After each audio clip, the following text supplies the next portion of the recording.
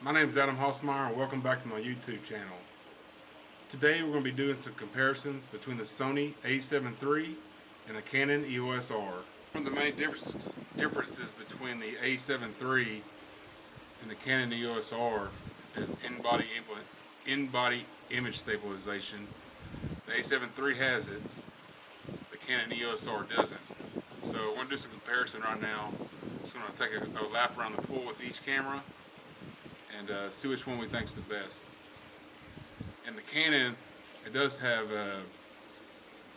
electronic image stabilization, which I have turned on. So we're going to take a lap around the pool, up and down the stairs over there, and see which one we think is the best.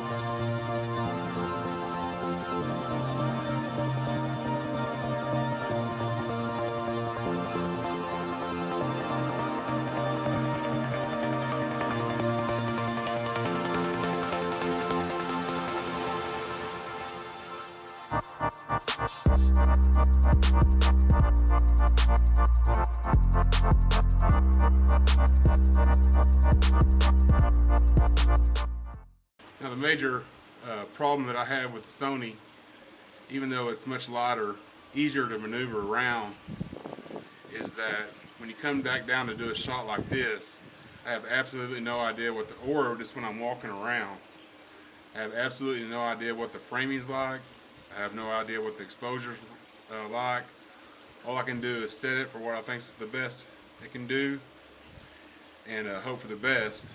I mean, I could spend, a considerable amount of time, taking a picture. Then there is ways around it, but it does take a lot longer. The EOS R having a flip screen, all I have to do is set it up there, look at the screen, and I can tell that I'm in frame and that I'm properly exposed well enough for this shot.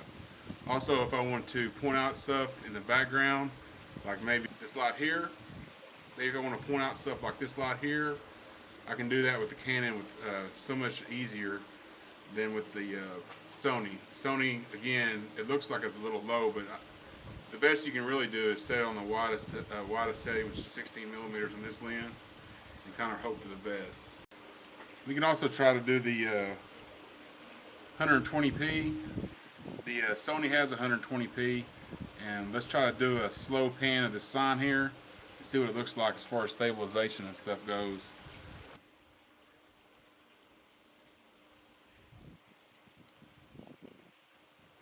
The Canon, it doesn't have a 1080p 120 frames per second. So first we're going to start off in 60 frames per second, and then we're going to do 120 frames per second in 720p to see what it looks like.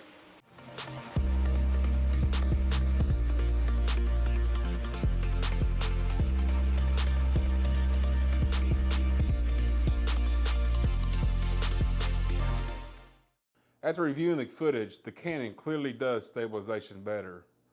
The combination of lens stabilization and electronic stabilization just blows away the IBIS and lens stabilization of the Sony. If you have been hesitant to buy the EOS R because of the lack of IBIS, I don't think it should be much of a concern. As far as the slow motion goes, the Sony clearly was the winner here because it offers 120 frames per second at 1080p.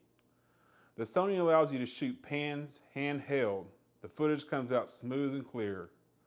For slow motion on the Canon, there are two different modes that you can choose from. You can either go 60 frames per second at 1080p or 120 frames per second at 720p. For most situations, I would use the 1080p at 60. While the footage can be a little shaky and jerky while hand holding, The 720p video quality is just not very good at all. If you want to use the 720p, I would only use it in very specific situations where you want the smoothest shot possible and the quality might not be as important. Even then, I would use it very sparingly.